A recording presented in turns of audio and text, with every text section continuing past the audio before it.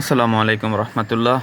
Nissan এক্সটাল hybrid এই গাড়িটা মূলত গাড়িটাতে পানির ভিতরে চলে বৃষ্টির মধ্যে। তো একটা পর্যায়ে রাস্তায় আসলে বৃষ্টির মধ্যে পানি জমে গেলে যা হওয়ার তাই হয়েছে। তো এক পর্যায়ে গাড়িটা অতিরিক্ত পানি ঢুকে যায় গাড়ির ভিতরে। তো কাস্টমার এই পর্যায়ে গাড়িটা চালায়, কারণ ওনার তো এছাড়া কোনো ওয়ে নেই। তো উনি আইসা বাসায় গাড়িটা 2-3 দিন রেখে দেয়।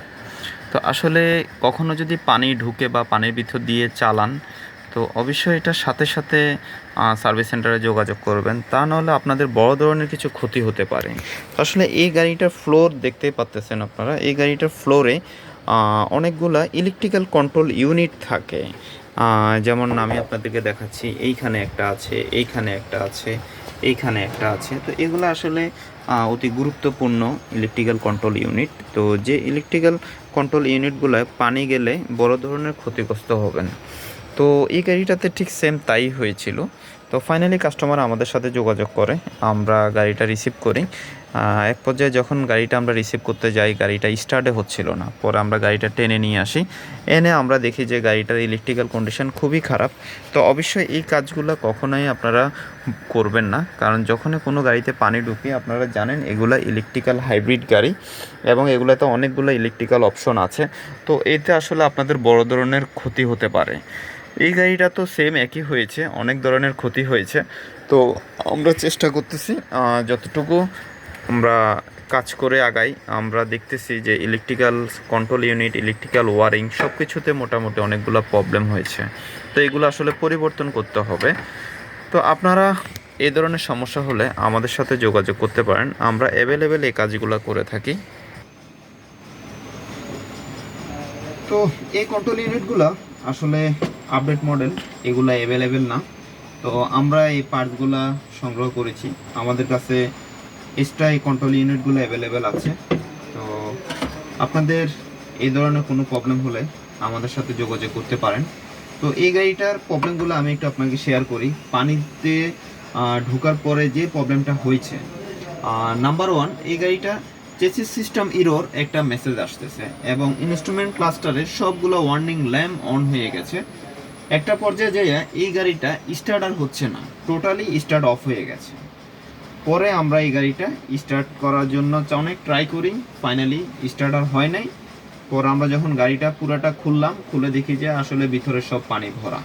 তো উচিত ছিল যখন যে দিনে এই গাড়িটা পানিতে এই ধরনের ঘটনা ঘটছে, সাথে সাথে এই কাজগুলো করলে হয়তো আমার এই কাস্টমারের এত ক্ষতি হতো না।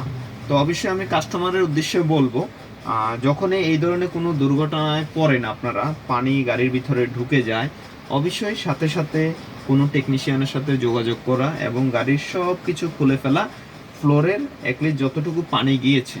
কারণ ইদানিং এখনকার গাড়িগুলোতে অনেক ইলেকট্রিক্যাল অপশন থাকে এবং আপনারা দেখতে পাচ্ছেন এই পাশ এবং কর্নারে ওই পাশে সব ইলেকট্রিক্যালের ওয়ারিং এবং গাড়ির ফ্লোরের মধ্যে সব ইলেকট্রিক্যাল কন্ট্রোল ইউনিট। তো এগুলো আসলে খুবই সেন্সিটিভ একটা জিনিস, এগুলো আসলে পানি লাগলে ইলেকট্রিক্যাল জিনিস নষ্ট হয়ে যায়। তো আপনাদের এই ধরনের কোনো সমস্যা হলে আমাদের সাথে যোগাযোগ করতে পারেন। আমি নিজেও সার্ভিস টেকনিশিয়ান ছিলাম নিশান প্যাসিফিক মোটরসে এবং লং টাইম আমি ওখানে সার্ভিস টেকনিশিয়ান হিসেবে কাজ করেছি। আর হাইব্রিড নন হাইব্রিডের উপরও আমি ট্রেনিং করেছি। তো আশা করি ইনশাল্লাহ আপনারা ভালো একটা সার্ভিস পাবেন। আমাদের কাছে হাইব্রিডের স্পেয়ার পার্টসও অ্যাভেলেবেল আছে এবং আমাদের এই নিসান এক্সটাল হাইব্রিডগুলো নিয়ে বাংলাদেশে কিছু সমস্যা হচ্ছে। সেটা হলো ব্রেক কনসার্ন এবং gear concern, brake system hard হয়ে যাওয়া, গাড়ি অনেক সময় স্লোতে ধাক্কা দেয়, অনেক সময় আমি ডিতে দিয়েছি গাড়িটা মুভমেন্ট করতে চাচ্ছে না, একটু ডিলেশিপ হচ্ছে। অনেক সময় গাড়িটা যখন চলন্ত অবস্থা 40-50 স্পিডে একটু ভাইব্রেশন করতেছে গাড়িটা। তো এই ধরনের কিছু কনসার্ন থাকে এবং হঠাৎ করে ঠান্ডা ছেড়ে দিচ্ছে। তো এই কনসার্নগুলো নিয়ে কাস্টমার বিশেষ করে অনেক ভুক্তভোগী হচ্ছে। তো আমরা এই সমস্যাগুলো নিয়ে অ্যাভেলেবেল কাজ করি। আসলে কাজ করলে হবে না, বা টাইমলি অয়েল আর অয়েল ফিল্টার চেঞ্জ করা মেন যে মেনটেনেন্স টাইমলি করতেছি সেটা কিন্তু না। এই হাইব্রিড গাড়িগুলোতে এক্সট্রা কিছু কাজ করতে হয়। তো ওই কাজগুলো অনেকে আমরা জানি, অনেকেই জানি না, বা অনেক কাস্টমার চিন্তা করে আমি তো টাইমলি অয়েল ফিল্টার চেঞ্জ করতেছি, আমি কেন এই কাজগুলো করতে যাব। তো আসলে কিছু কাজ আছে, এগুলো করলে আপনার গাড়ির জন্য খুবই ভালো এবং গাড়িটা লং লাইফ হবে এবং ব্যবহার আপনার জন্য খুবই উপযোগী হবে। আর পাশাপাশি যারা এই গাড়িগুলো চালান অনেকেই আছেন, আমি দেখতেছি যে সামনে যানজট, তো অবশ্যই আমি স্লো ব্রেক করি না, আমি খুব জোরে গিয়ে ওখানে গিয়ে হার্ড ব্রেক ধরি। তো আসলে এই গাড়িগুলোর জন্য এই ধরনের ব্রেকটা খুবই ক্ষতিকর। আর আরেকটা হলো অনেকে হঠাৎ ব্রেক দিচ্ছে, হঠাৎ অ্যাক্সেলারেশন দিচ্ছে, এভাবে এই গাড়িটা চালালে এটার গিয়ারের উপরে একটা এফেক্ট পড়ে, এই গাড়িটার জন্য ক্ষতিকর। আপনাদের নিসান এক্সটেল নিয়ে যে কোনো ধরনের ইনফরমেশন জানতে হলে আমাদের সাথে যোগাযোগ করবেন। আর যে কোনো ধরনের সমস্যা আমাদের সাথে যোগাযোগ করতে পারেন, আমরা সব ধরনেরই কাজ করে থাকি। আমাদের সার্ভিস সেন্টার হচ্ছে বসুন্ধরা এভারকেয়ার হসপিটালের অপোজিটে AM capital auto solution, commissioner গলিতে আমাদের ওয়ার্কশপটা। আমাদের কন্ট্যাক্ট নাম্বার 01818013457। আমাদের আরেকটা গ্রামীণ নাম্বার আছে 01776284060। আমরা 24 আওয়ার্স কাস্টমারকে সার্ভিস দেওয়ার জন্য আছি, ইনশাল্লাহ থাকবো। আসলে এটাকে আমরা সাধারণত বলি সার্ভিস সেন্টার বা ওয়ার্কশপ। আসলে এটা গাড়ির জন্য একটা হসপিটাল বলা যায়। আমাদের যেরকম মানুষ, আমরা কোনো প্রবলেম হলে ইমার্জেন্সিভাবে আমরা হসপিটালে চলে যাই, অনেক সময় অনেক রোগী বাসায় অসুস্থ হয়ে যায়, তো আসলে সেম একটা গাড়ির ক্ষেত্রেও কিন্তু এরকম হয়ে থাকে।